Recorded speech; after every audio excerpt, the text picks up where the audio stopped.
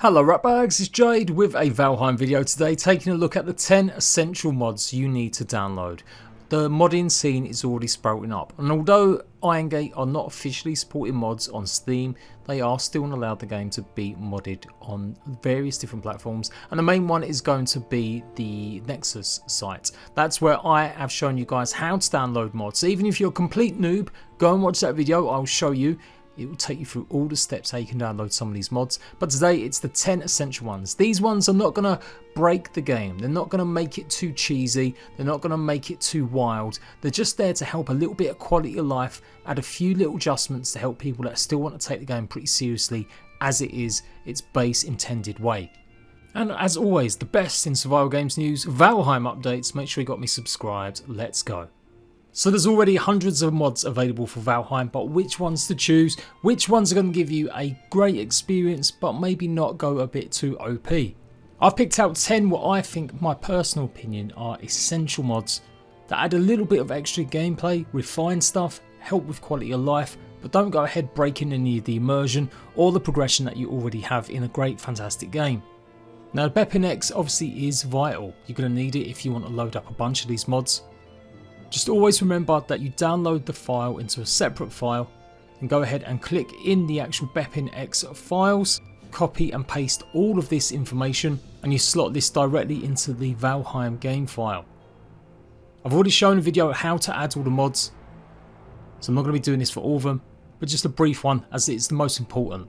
It should replace at least 72 files, and there we go, job done. And from now at this point on, you click on bepinex. And then most of the mods will go into the plugin section. Now the Valheim Plus mod is one of the most popular mods, and it's definitely one of the earliest, hence why it's gained a lot of popularity. I would say there's a bunch of good stuff here. How you can adjust and change everything from furnaces and fermenter speed, the workbench radius, player HUD, the difficulty of the game, skill experience. If it's working, you should see that Munin is going to give you a little update and ask you to go and Patreon up. So if you do want to do stuff like enable the advanced building or editing modes, then obviously you're going to need to change some of these forces to true. And I'm not going to lie, some of this stuff does get a bit OTT, but some things are a bit more simple. So like the beehive is clearly listed. It says to change it to true so that you can then customize the speed of the honey. So you can go ahead and it's only do 400 seconds and it will produce honey every 400 seconds. You can even go ahead and increase how much it'll actually produce. If you want to enable clipping so that you can build a lot easier, blend stuff in together, then you can go ahead and change the false here to true. No invalid placement restriction, and that means you can pretty much build what you want, how you want. You can see you can pretty much place building pieces within pieces and you shouldn't get any errors. It's only if you get too close that you'll find that error still. Just always remember, in each section you will have to enable it true or false to edit some of the stuff within it. And I'm going to change the fermenter as that's something I've already got up and running. So again, I'm only going to do it to 400 seconds and that should increase it massively. So you can see I've put my barley wine inside and it is cooking up a lot quicker. And we can even go ahead and increase how many we get. And the one issue I do have with this, and why I nearly didn't include it in my essential mods, is that with so many different things it can be easy to break some of this stuff, and that's going to kill your immersion massively if you keep wondering why something's not working all the time, or you have to keep checking the actual website to see why something's not working.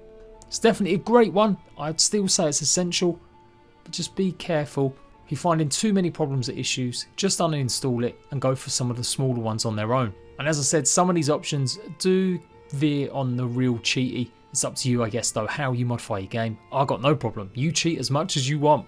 So what I really like, or variations of it, is skills that give you carry weight. In this instance, it's the running skill, or you can directly go for a new skill being added, athletics. This one's a little bit more hardcore because it only actually levels up when you're encumbered. Your weight limit goes up by 2 skill points per level, and the maximum level is 100, just like the rest.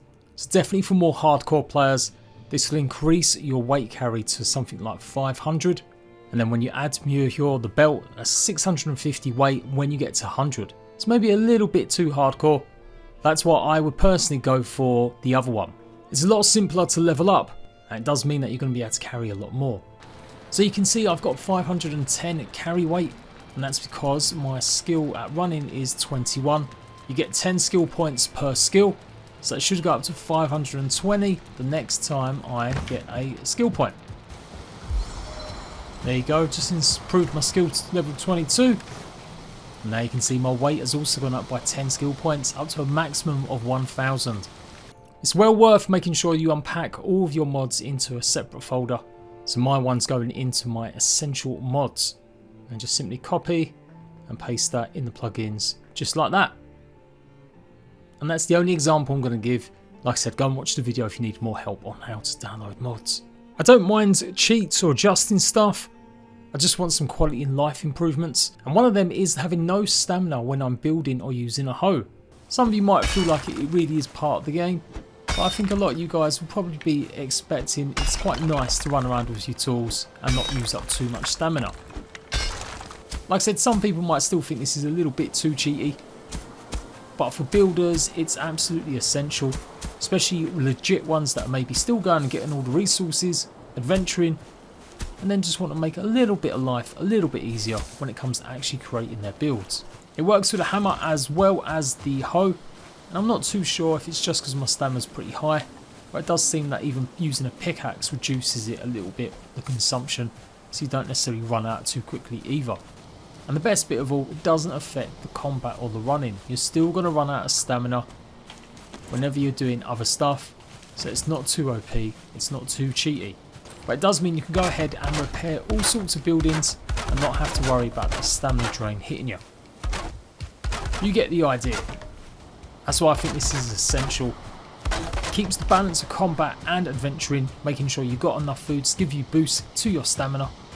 But when you're at home, you're just doing something like clearing up or doing a bit of building.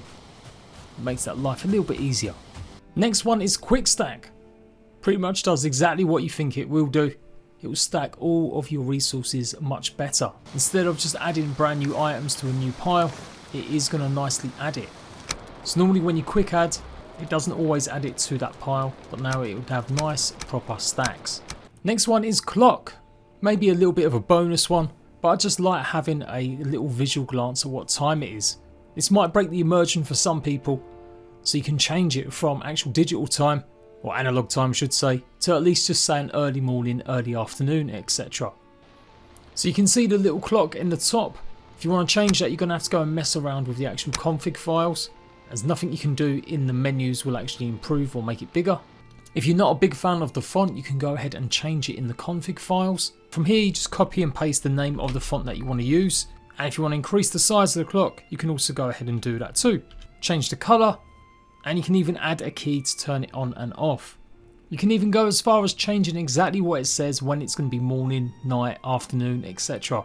Once that's done, go ahead and save it, close, and then boot up Valheim again. Just remember, you always have to start at least one game of Valheim with some of these mods installed to generate a config file for it. So you can see I've toggled the 0 to turn it on and off.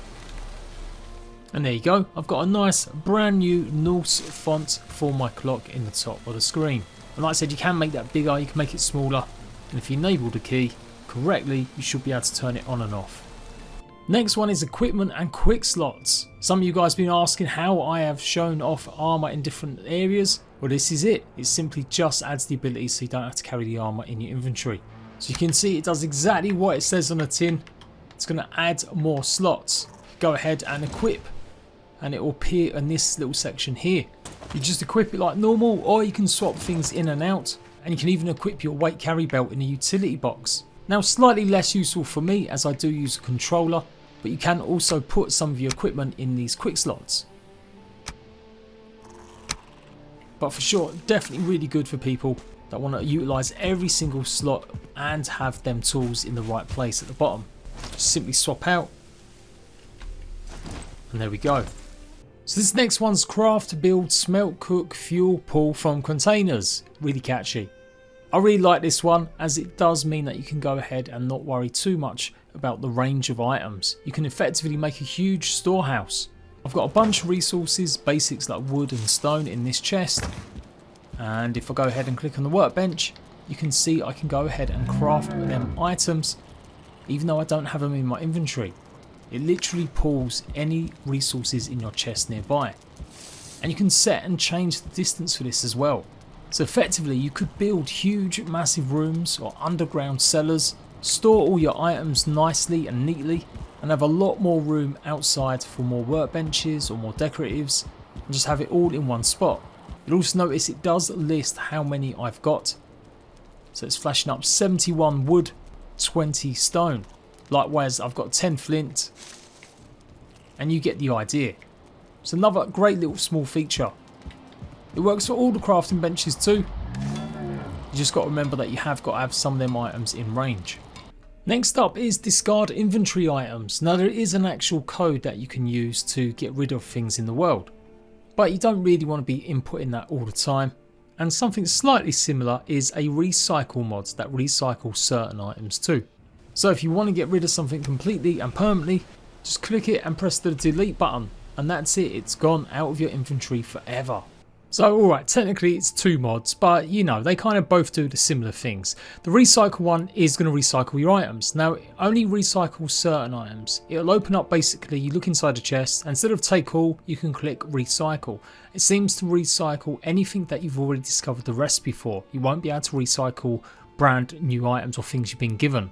It's really good for getting rid of tools and items that you may have made by accident extra. Looks like it does work on other pieces, but again it just depends what recipes you've unlocked. So this next one is use equipment in water. And yep, guess what? You can use your equipment in water. So, do you really want to build a huge bridge going across to another island, but you get so frustrated that you can't build in water? Well, this mod is for you. Now you still need a workbench, but effectively it does mean that you can go ahead and start building in the water. Now you are still limited by how far you can actually look down. You can see if you go too deep, you're not going to be able to place stuff. But this will still help massively, and I still think that's a pretty legitimate thing you should have in the game. You shouldn't really be able to build bridges across 200 miles of water, but it's definitely really super helpful if you just want to build yourself a nice little bridge across maybe some shallow water, or you're building a dock.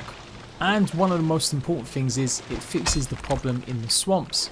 If you've ever tried digging out some of the iron ore with a pickaxe and the wishbone, you'll often come across little trenches that have water in them, and you can't actually dig through. And while you still can't dig down massively, it will help a little bit. And you can even go ahead and use your weapons in the water too. I guess that's maybe the one little negative. Some people might think it's a little bit too cheesy, you know, to draw enemies into the water and then attack them. I'm pretty sure they can still attack you while they're in the water too.